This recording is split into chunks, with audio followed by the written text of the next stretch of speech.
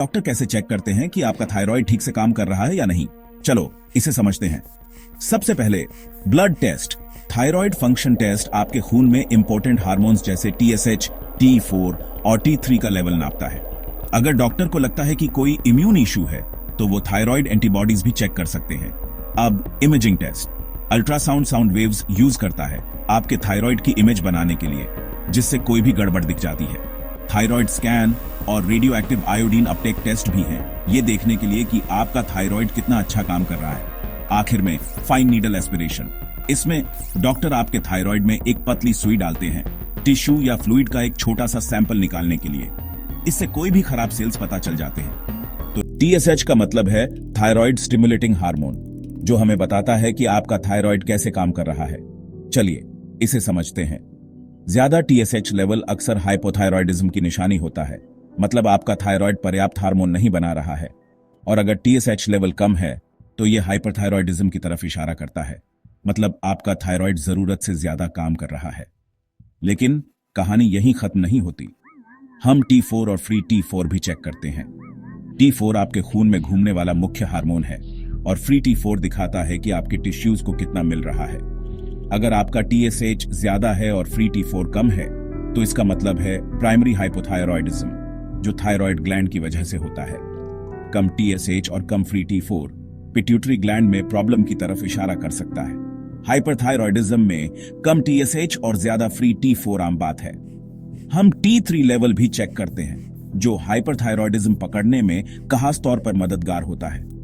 अगर T4 normal भी हो तो ज्यादा T3 लेवल हाइपरथायरॉयडिज्म कंफर्म करता है। लेकिन T3 हाइपोथायरॉयडिज्म के लिए ज्यादा फायदेमंद नहीं होता, क्योंकि इसमें सबसे आखिर में गड़बड़ी दिखती है। आपका TSH ज्यादा और T4 कम हो सकता है, लेकिन T3 नॉर्मल हो सकता है। फ्री T3 चेक तो किया जा सकता है, पर वो हमेशा सही रिजल्ट नहीं देता और रिवर्स T3 आमतौर पर ज्यादा काम का नहीं होता। बात करते हैं TSH रिसेप्टर एंटीबॉडी टेस्ट की। ये टेस्ट उन एंटीबॉडीज को ढूंढता है जो आपके थायराइड को ज्यादा एक्टिव बना देते हैं, जिससे ग्रेव्स डिजीज हो जाता है। तो अगर आपको हाइपरथायराइडिज्म है तो आपके डॉक्टर ग्रेव्स डिजीज कंफर्म करने के लिए TSH रिसेप्टर एंटीबॉडी टेस्ट करवा सकते हैं। अब बात करते हैं थायरोट्रोपिन रिसेप्टर एंटीबॉडी टेस्ट या TRAP की। ये भी ग्रेव्स डिजीज के लिए होता है और ये आपके डॉक्टर को समझने में मदद करता है कि आपका शरीर डिजीज पर कैसे रिएक्ट कर रहा है। अब थायरोग्लोबुलिन की बात करते हैं। ये आपके थायराइड द्वारा बनाया गया एक प्रोटीन है और इसका लेवल हमें कैंसर, हाइपरथायराइडिज्म और हाइपोथायराइडिज्म जैसी कई थायराइड की बीमारियों के बारे में बता सकता है। अगर आपका थायराइड ग्लैंड निकाला गया है और आपका थायरोग्लोबुलिन लेवल बढ़ने लगता है तो ये थायराइड कैंसर वापस आने का संकेत हो सकता है।